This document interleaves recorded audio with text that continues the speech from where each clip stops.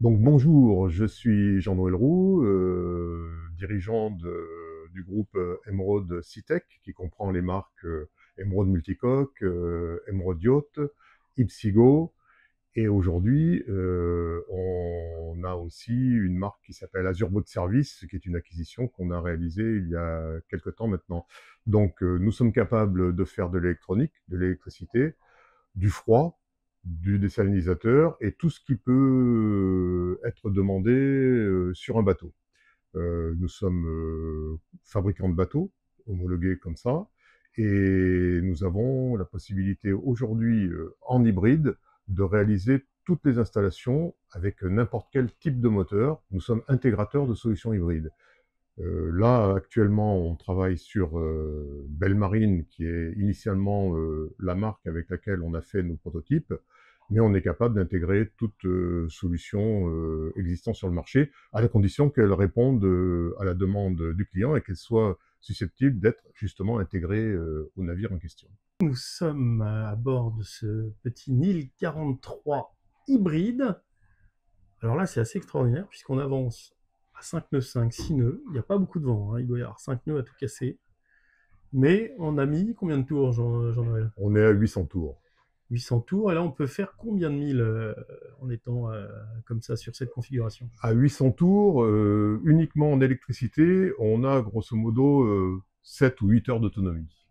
Alors, parle-nous un peu de la solution technique.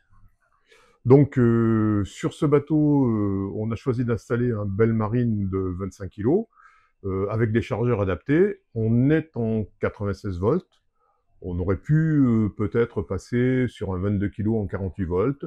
Et puis il y a d'autres solutions aussi. Nous sommes intégrateurs, donc nous pouvons tester et installer n'importe quelle solution à la condition que ça réponde au cahier des charges. Bien sûr, on est en situation de refit puisque ce bateau avait un moteur thermique initialement, et on peut faire ça sur l'ensemble de la flotte de Nil, mais aussi sur des catamarans et évidemment sur des monocoques quand la place le permet. Alors, en l'occurrence, sur un trimaran, le concept s'adapte très bien puisque, de facto, on a beaucoup de place dans la coque centrale. Oui, Euh, c'est ça. En fait, on a la place de mettre un gros parc batterie. Le moteur électrique, bien sûr, a toute sa place parce que il est très très peu encombrant. On a la possibilité de mixer différents chargeurs et évidemment d'installer un groupe électrogène pour la sécurité et pour travailler en hybride. Il faut savoir que sur ce bateau-là en hybride, à une vitesse de croisière d'environ 6 nœuds, on a plus de 1000 milles d'autonomie. alors, parle-nous un peu du parc batterie.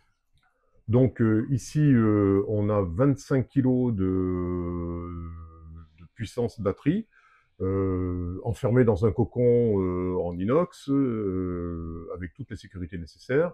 Et on aurait pu choisir aussi un parc un petit peu plus faible en fonction de, on va dire, du budget et de vie de poids. Mais là, ça fonctionne très bien et on a un bateau qui est vraiment excessivement vif et très facile à manœuvrer, bien plus qu'en thermique, puisqu'on peut travailler sur une manœuvre de port à 200 ou 300 tours, donc faire vraiment des manœuvres au millimètre.